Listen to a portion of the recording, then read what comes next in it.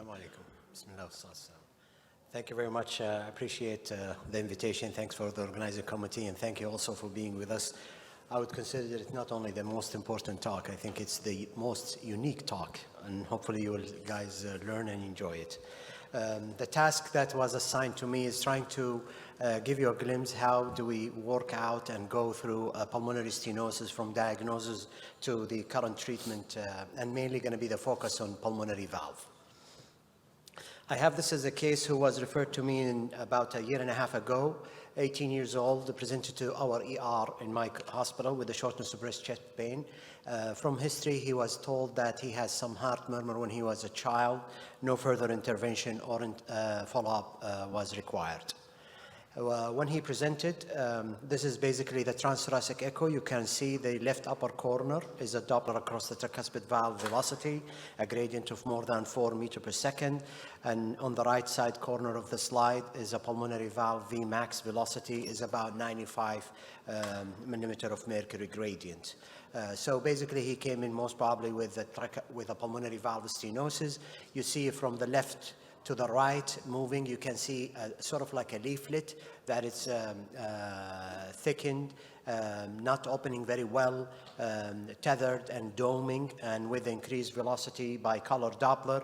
And very nicely here shown with a more of a zoom picture, you see the jet color across that pulmonary valve leaflet. And this is the gradient again across the pulmonary valve.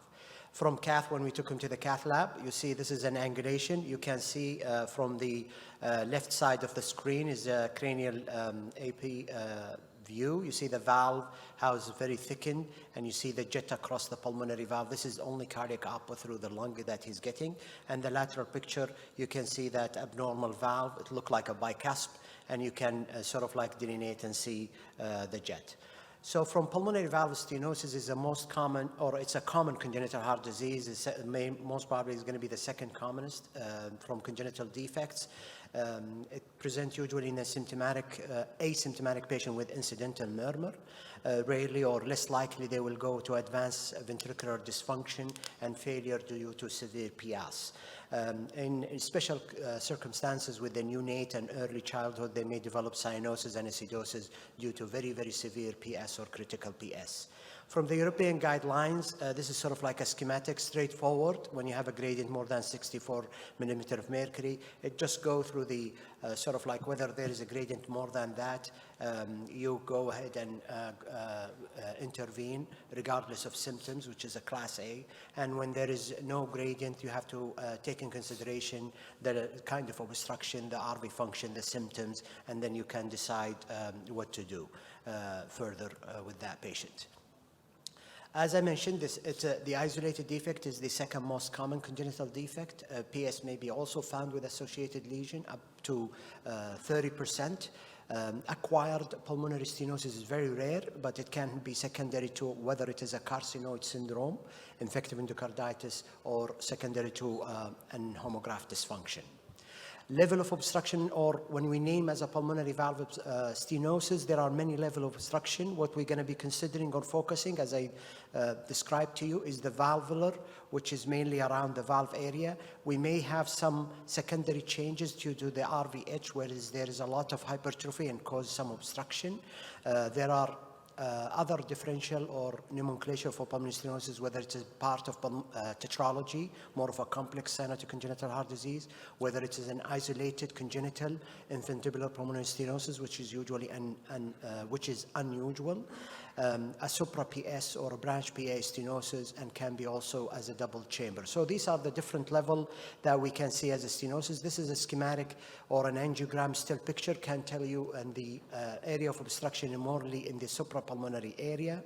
And when we also deal with the branch PAs, the stenosis may be just at the branch PAs.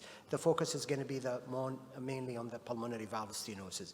The severity of the PS has been actually already published with the ACC guideline in 2018.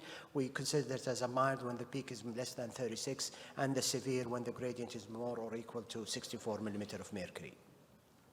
Symptoms may and usually is associated with the PS as appears to be progressive over time. Maybe present as in adulthood as a heart failure, right side, pain, chest pain or syncope, similar to the chest pain that presented in my patient. And infants, they usually will have additional symptoms like cyanosis or heart failure. Chest X-ray most probably going to be unremarkably and no obvious deformity, right-sided enlargement, post-stenotic dilatation, pulmonary flow is usually normal, so not much really of a distinct differential diagnosis from a chest X-ray. ECG also can have variable changes, mainly right-sided forces, whether it's because of the RVH. Sometimes you can have ST changes and T-wave inversion due to strain pattern. And the children usually will be also more distinct feature of a strain pattern. Echocardiogram, when we deal with a diagnosis, is usually the transthoracic is the gold standard, is usually enough. It will give you the localization, the quantifying of the gradient. It can also give you an estimate of the pulmonary valve annulus for later intervention. The continuous Doppler used to measure the peak gradient. The pulse Doppler is more specific, especially if you deal with multiple level of obstruction. And a modified 5-chamber can usually open up the outflow track and the RVOT. TR gradient can be used to estimate the RV systolic pressure, and the degree of RVH should be correlated with the PS gradient. Sometimes when you have a depressed function, all of these gradients may actually be underestimated or overestimated, depending on the lesion, similar to what you guys deal from the adult perspective with the aortic valve stenosis. PS gradient can be over or under, as I described. Multiple level of stenosis, moderate to severe TR, and transesophageal echo is seldomly needed in such cases. Usually transthoracic is enough. CT, targeted CT, especially when you try to delineate the PAs, and it's not very well seen by transthoracic, especially when you deal with an adult or obese patients. Cardiac MRI can be utilized, especially when you try to get an accurate determination of the right ventricular function, and can be used for volume, shunts, or pressure gradient. The obvious treatment now, which we will go, is the cardiac catheterization. We have many things that benefit with that cardiac catheterization. You can mainly, the focus is going to be the intervene to relieve that obstruction. It can also delineate the level of obstruction if you're dealing with multiple level. It can also estimate the severity. It gives you a peak-to-peak or simultaneous gradient if you put two catheters across or a pull-back catheter. With a semi-compliant balloon, 1.2 to 1.5 times the annulus size used, not to exceed 1.5, you can dilate. The length of the balloon should be very carefully chosen, not too long and not too short. Too short, it's going to be very difficult to position, especially with adult patient, large annulus. And too long, you have to be worrying about the adjacent structure, especially tricuspid valve. Usually we call it as a clean cross. You have to go through a clean cross, with, especially the tricuspid valve, with a balloon wedge catheter. And if it is not available, you would like to use them with careful attention, an end-hole catheter with the reverse P shape while crossing the tricuspid valve to go through the main orifice of the tricuspid valve. Sometimes with the severe stenosis, you may need a soft wire to cross the pulmonary valve, and then subsequently you position a good wire long into the distal PAs to be able, give you a firm support when you push the balloon up and advance it to get the dilation.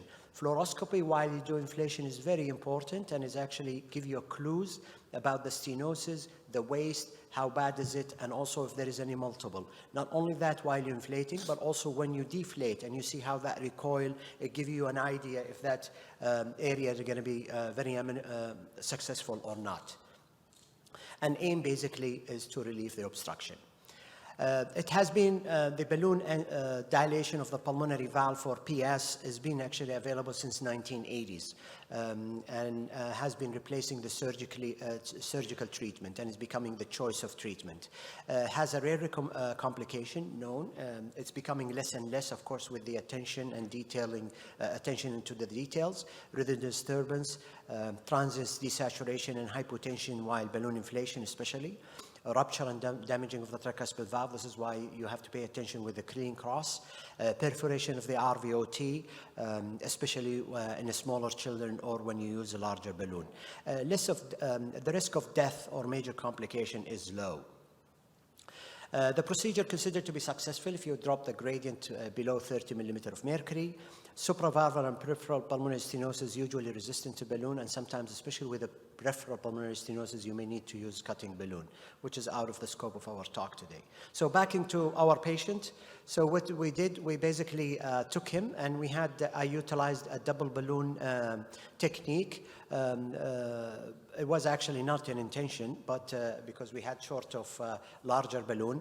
But the double balloon technique may actually give you a benefit, especially with a very tight stenosis. Because of the ballooning, when you inflate it, you're going to have like a figure of 8. There is some still flow across the RVOT, and we basically will avoid really a bad hypotension and sort of like low blood pressure. So you can see from the images here from the AP and lateral, the waist appearance, and basically sort of like at the end of it is just popped and opened up. And post-angiogram here, you can see how the leaflet, if you remember the previous one, you see the leaflet is a little bit more flail or more opening compared to before, but also noticed at the lateral projection below the valve, sort of like the RVOT muscle bites. So sort of like this is just to be careful and be ready with the blood, a lot of fluid to avoid that sort of like semi-suicidal RVOT.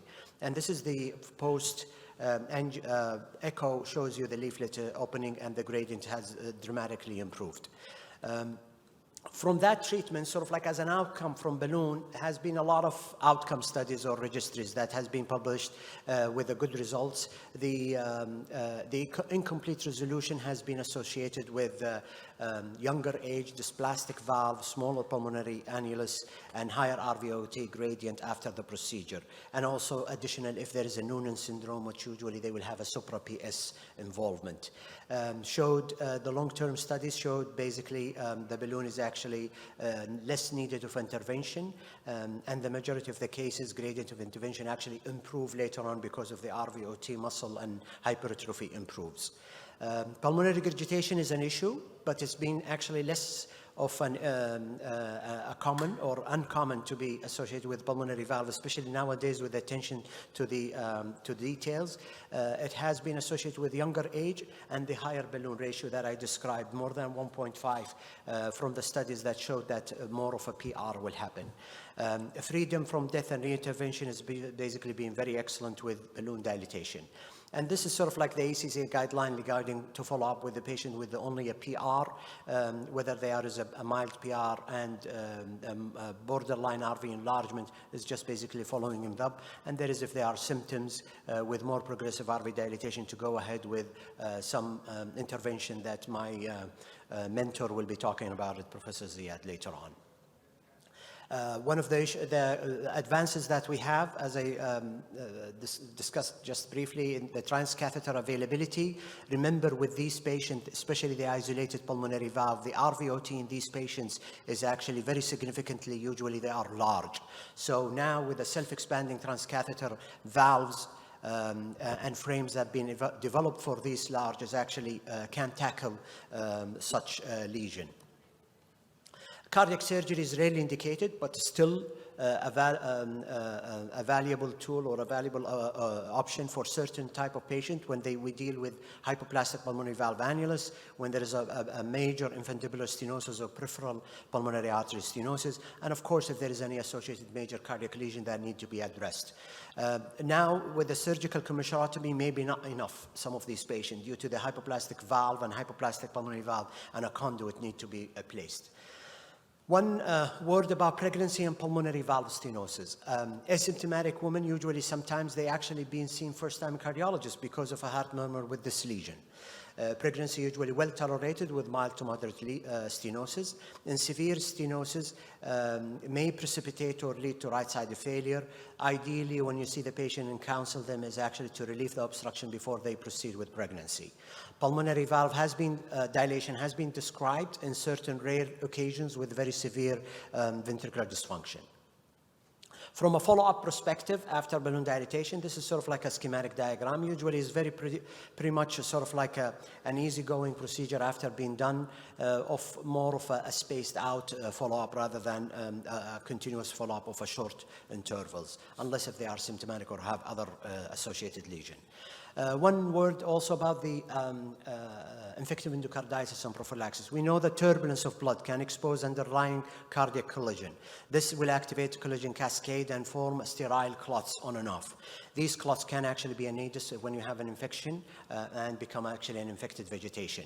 The latest AHA guidelines did not put this lesion as part of the infective endocarditis prophylaxis, but I do believe myself and my colleagues with a non-functioning pulmonary valve, whether it's mild or PR, we agree all that we advocate for pulmonary, for such a prophylaxis for these patients. In conclusion, transcatheter technique for management of pulmonary valve stenosis have been extensively utilized for the past 4 decades.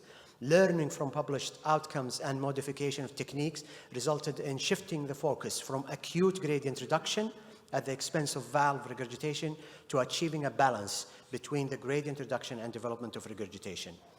And I just want to mention also, there is a nice book going to be coming. It's available, pre-order. It's about managing a manual in pediatric cardiac care, 2-volume book from our hospital, King Abdulaziz Cardiac Center in Riyadh. I hope that you people will be able to get it and learn from. Thank you very much.